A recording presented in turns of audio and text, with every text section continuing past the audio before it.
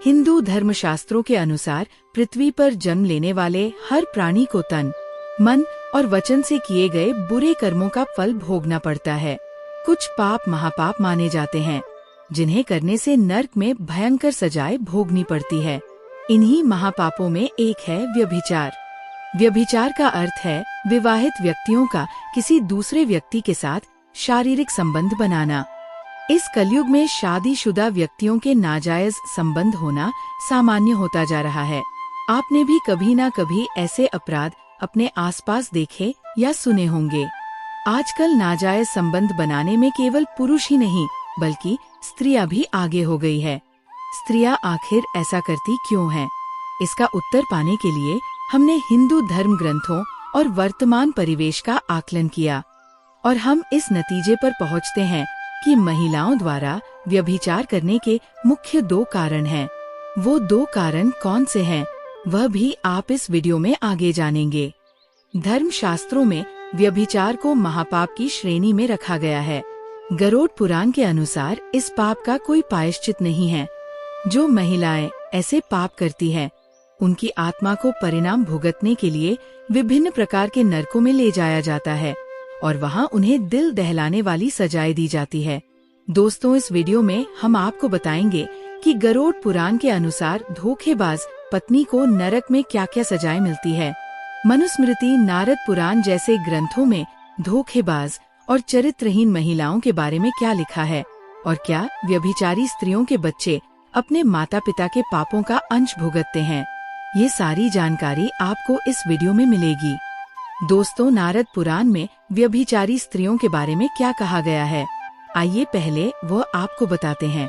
उसके बाद गरुड़ पुराण में इस विषय में क्या लिखा है, उसे भी विस्तार से जानेंगे। नारद पुराण के अनुसार कई मनुष्य अपनी वासना पर नियंत्रण नहीं बना पाते हैं और इसकी सजा भी तय की है। नारद पुराण में लिखा है कि जो पत्नी अपने पति को धोखा देकर दूसरे पुरुष से संबंध बनाती है, उसे मृत्यु के बाद नर्क में इस महापाप का ऐसा दंड मिलता है जिसे सुनकर परलोक भी कांप उठेंगे। नारद पुराण में एक प्रसंग का वर्णन मिलता है जिसके अनुसार एक बार धर्मराज और भगवान राम के पूर्वज भागीरथ के बीच लोक और परलोक के बारे में चर्चा हो रही थी। तब भागीरथ जी ने धर्मराज से पूछा कि अपने पति को धोखा देने वाली स्त्रियों को यमलोक में किस प्रकार दंड मिलता है।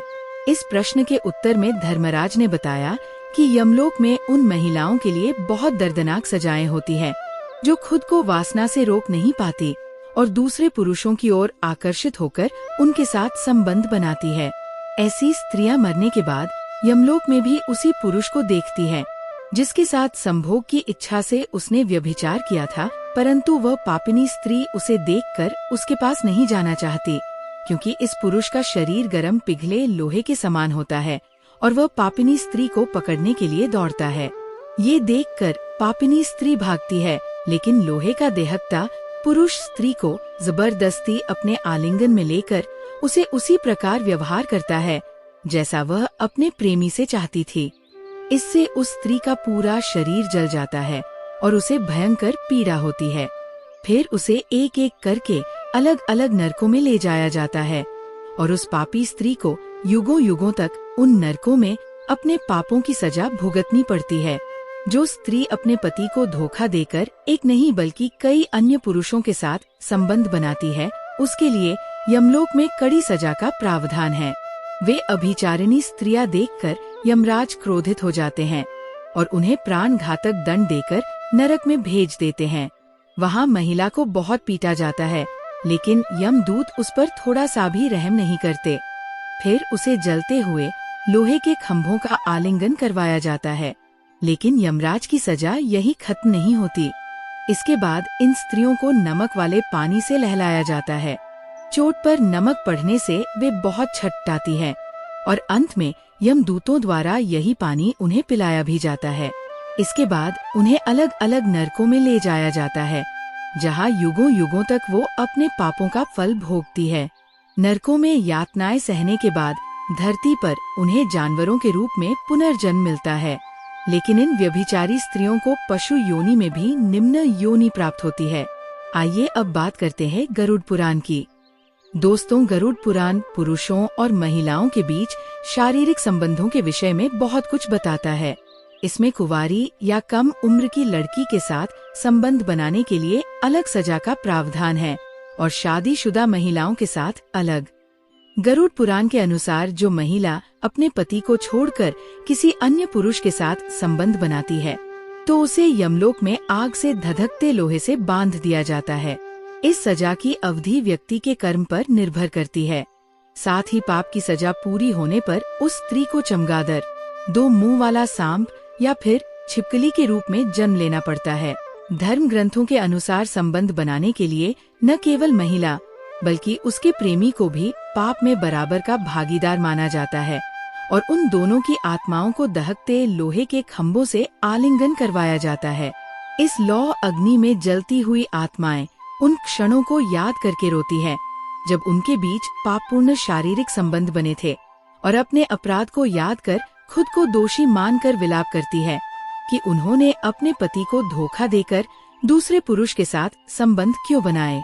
दोस्तों, इस विषय पर मनुस्मृति में लिखा है कि जब कोई स्त्री किसी गैर पुरुष के साथ शारीरिक संबंध बनाती है तो उस महिला के शरीर में कई तरह के दोष पैदा हो जाते हैं जिससे उन महिलाओं का शरीर विकृत होने लगता है। धर्म की दृष्टि से तो स्त्री और पुरुष दोनों के लिए ही व्यभिचार एक समान पाप है, परंतु शारीरिक दृष्टि से स्त्रियों के लिए वह और भी बुरा होता है। व्यभिचारिणी स्त्रियां सरल स्वभाव की नहीं रहती। उनमें चिड़चिड़ापन, अस्थिरता, आवेश, बेचैनी, झूठ, कपट, असंतोष आदि दुर्गुणों की मात्रा बढ़ जाती है। इसके अलावा सिरदर्द, बदन दर्द, सूखापन, प्यास, अनिद्रा, थकान, बुरे सपने आना, सांसों की दुर्गंध जैसी शारीरिक बीमारियां भी हो जाती है। जो महिलाएं अपने पति को धोखा देती हैं और दूसरे पुरुषों के साथ संबंध रखती हैं, उनकी संगति इतनी हानिकारक बताई गई है कि उन महिलाओं के प्रेमियों को भी इसके परिणाम स्वरूप नर्क की यातनाएं भोगनी पड़ती है। दोस्तों, स्त्रियां व्यभिचार क्यों करती हैं? इसके प्रमुख 2 कारण समझाते हैं। पहला कारण उनकी वासना है जो किसी कारणवश पूरी नहीं हो पाती। इस वासना को वो नियंत्रित भी नहीं कर पाती और पुरुष के साथ संबंध बनाने के लिए आगे बढ़ती है। दूसरा कारण है प्रेम और सम्मान की कमी। अक्सर देखा जाता है कि महिलाओं को उनके घर में नहीं उचित सम्मान दिया जाता है और नहीं प्रेम, जिस कारण से जब ऐसा प्रेम और सम्मान घर के बाहर किसी अन्य व्यक्ति से मिलता है तो वह उसकी तरफ प्रेरित होती चली जाती है। इसलिए स्त्रियों को उचित सम्मान और प्रेम देना ही चाहिए। दोस्तों, अब हम इस प्रश्न का उत्तर देंगे कि क्या व्यभिचारी स्त्रियों के बच्चे अपने माता पिता के पापों का परिणाम भुगतते हैं? इस विषय पर धर्म शास्त्रों में लिखा है कि एक या अधिक पुरुषों के साथ संबंध बनाने से व्यभिचारी स्त्री का गर्भ दूषित हो जाता है और इसका परिणाम उसके बच्चे पर पड़ता है। या तो उनके बच्चे नहीं होते और अगर होते भी हैं तो ऐसे बच्चे जन्म के कुछ वर्षों बाद ही मृत्यु को प्राप्त हो जाते हैं या अपना पूरा जीवन पैतृक रोगों को लेकर बिताते हैं। माता पिता की पापमय प्रवृत्ति का प्रभाव संतान पर निश्चित रूप से होता है। उस संतान में अनेक आसुरी दुर्गुण पाए जाते हैं। व्यभिचार से उत्पन्न हुई संतान को धर्म ग्रंथों में वर्ण संकर के अपमानजनक नाम से संबोधित किया गया है। मुझे जब भी किसी मनुष्य की मृत्यु होती है और उसका शरीर अग्नि को समर्पित कर दिया जाता है तो यही समझा जाता है कि उसके भौतिक शरीर से जुड़ी सारी चीजें भी खत्म हो जाती है। आमतौर पर सभी का मानना है कि मृत्यु के बाद आत्मा के साथ कर्मों के अलावा कुछ भी नहीं जाता, परंतु ये सत्य नहीं है। हिंदू धर्म ग्रंथों और वेद पुराणों के अनुसार मनुष्य के मरने के बाद उसके शरीर का अंतिम संस्कार किया जाता है, जिसके बाद उसकी आत्मा यमलोक की यात्रा शुरू करती है। मृतक की देह जल जाने के बाद भी उसकी कुछ चीजें हमेशा आत्मा से जुड़ी रहती हैं, जो इस यात्रा में उसके साथ ही जाती है। और जब भी वह आत्मा किसी दूसरे शरीर में प्रवेश करती है तो उस नए शरीर में यही चीजें आत्मा के साथ प्रवेश कर जाती है। अर्थात जब कोई व्यक्ति मरता है तो उसके साथ ये 5 चीजें भी जाती हैं और जब उस आत्मा का पुनर्जन्म होता है तो वह आत्मा इन 5 चीजों के साथ ही अगला जन्म लेती है। मृत व्यक्ति की आत्मा के साथ जाने वाली यह चीजें इतनी प्रभावशाली होती हैं कि इन्हीं के आधार पर उस आत्मा का आगे का सफर निर्धारित होता है। और जब कभी वह आत्मा इस मृत्यु लोक में फिर से जन्म लेती है तो इन्हीं चीजों के आधार पर उसका अगला जीवन प्रभावित होता है। वह ज्ञान आपके बहुत काम आएगा। दरअसल ऐसा माना जाता है कि जो गुण व्यक्ति जीवित रहते हुए सीखता है वह मरने के बाद भी उसके साथ रहते हैं। इसलिए अपना समय अच्छे ज्ञान और गुणों को सीखने में व्यस्त रखें। गीता में भी कहा गया है कि ज्ञान और दान कभी नष्ट नहीं होते। पुराणों में जन्म और पुनर्जन्म का उल्लेख मिलता है। कई बार बच्चों को बचपन में ही पिछले जन्म का ज्ञान होने का मामला सामने आया है। ये बात वैज्ञानिकों ने भी मानी है कि पिछले जन्म में अर्जित ज्ञान व्यक्ति के साथ अगले जन्म में भी आ सकता है। तो ज्ञान एक ऐसी चीज है जो इंसान का साथ कभी नहीं छोड़ता। गरुड़ पुराण में कहा गया है कि मृत्यु के बाद आत्मा को नया शरीर धारण करने में 3 दिन, 13 दिन, सवा महीने या साल भर का समय लग जाता है। जो आत्माएं नया शरीर धारण नहीं करती वे पितृलोक और स्वर्गलोक चली जाती हैं या इसी मृत्यु लोक में भटकती रहती है। इसलिए दोस्तों, हर स्थिति में अच्छे कर्म करना ही एक सुंदर भविष्य का आधार है। दोस्तों, जैसा कि आप सभी जानते हैं, हिंदू धर्म में यमराज को मृत्यु का देवता माना जाता है जो यमपुरी में निवास करते हैं। मृत्यु के बाद आत्माओं को इसी यमपुरी में ले जाया जाता है जहां उन्हें उनके कर्मों के हिसाब से सजा या फिर ऐश्वर्य प्रदान किया जाता है। गरुड़ पुराण के 14वें अध्याय में यमपुरी का विस्तार से वर्णन मिलता है।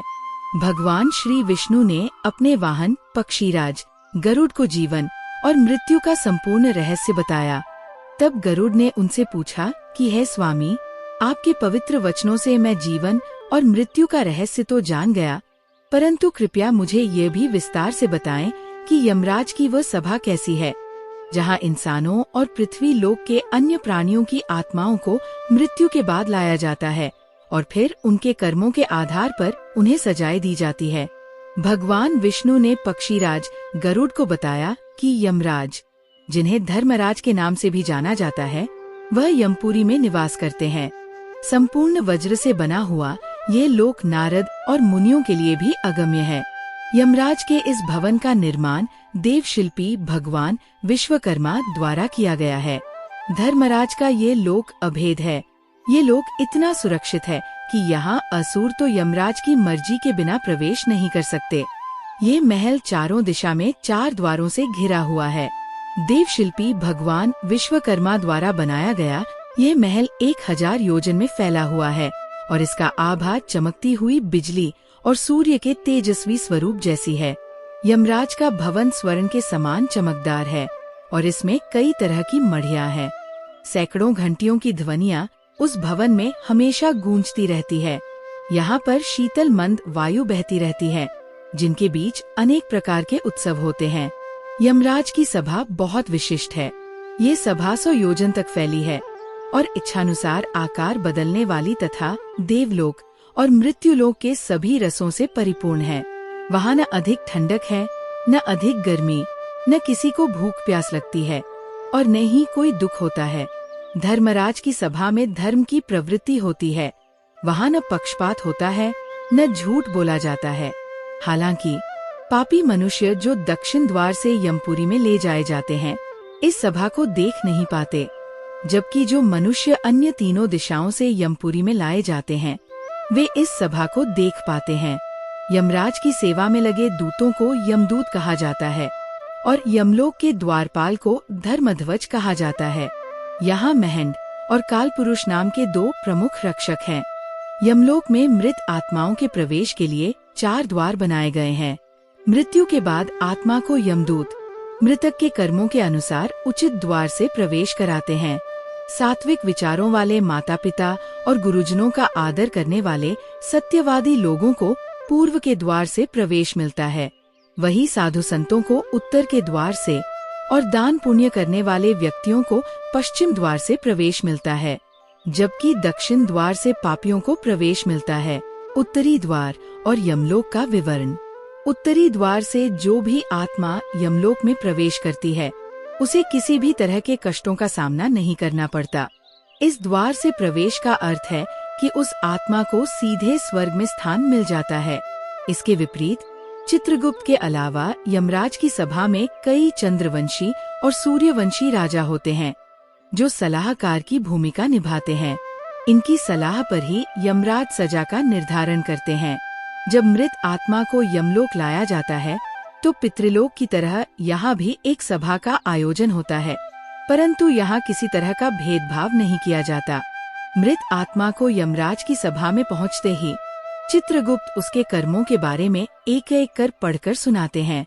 फिर यमराज अपनी सभा के सभी सांसदों से मंत्रणा करने के बाद उस आत्मा के लिए दंड का निर्धारण करते हैं। यमलोक में यात्रा का कष्ट। मृत्यु के बाद आत्मा को यमलोक ले जाया जाता है तो उन्हें अपने कर्मों के हिसाब से मार्ग में कई तरह की यातनाओं का सामना करना पड़ता है, क्योंकि मृत्यु लोक से यमलोक तक का मार्ग बड़ा ही दुर्गम है। इस मार्ग में हमेशा अग्नि दहकती रहती है।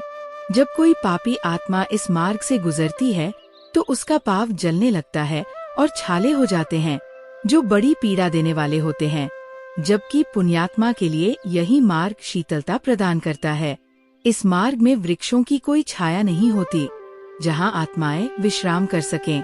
इसके अलावा पापी आत्मा के लिए इस मार्ग में अन्न और जल की भी व्यवस्था नहीं होती, जिससे वह अपने प्राणों की रक्षा कर सके, जबकि पुण्यात्मा को इस मार्ग में वो सब कुछ मिलता है जो उसने जीवन में दान किया था।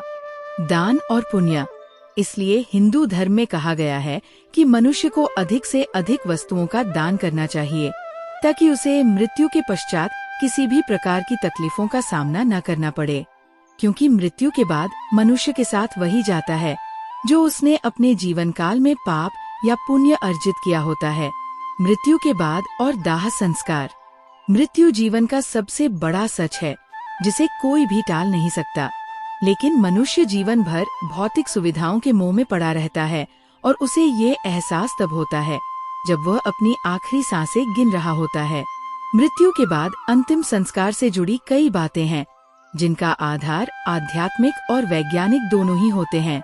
गरुड़ पुराण के अनुसार मृतक को नए कपड़े पहनाने का महत्व है। इसका उद्देश्य आत्मा के लिए शांति और संतुलन की स्थिति बनाना है। जब मृत व्यक्ति की चिता में आग लगाई जाती है तो नए कपड़े पहनाने से आत्मा को शांति मिलती है, और ये इस तथ्य से जुड़ा है कि आत्मा का शरीर से संबंध खत्म हो चुका होता है। गंगा जल से स्नान और दाह संस्कार। हिंदू धर्म के अनुसार मृतक के शव को गंगा जल से नहलाकर नए वस्त्र पहनाकर विदा किया जाता है।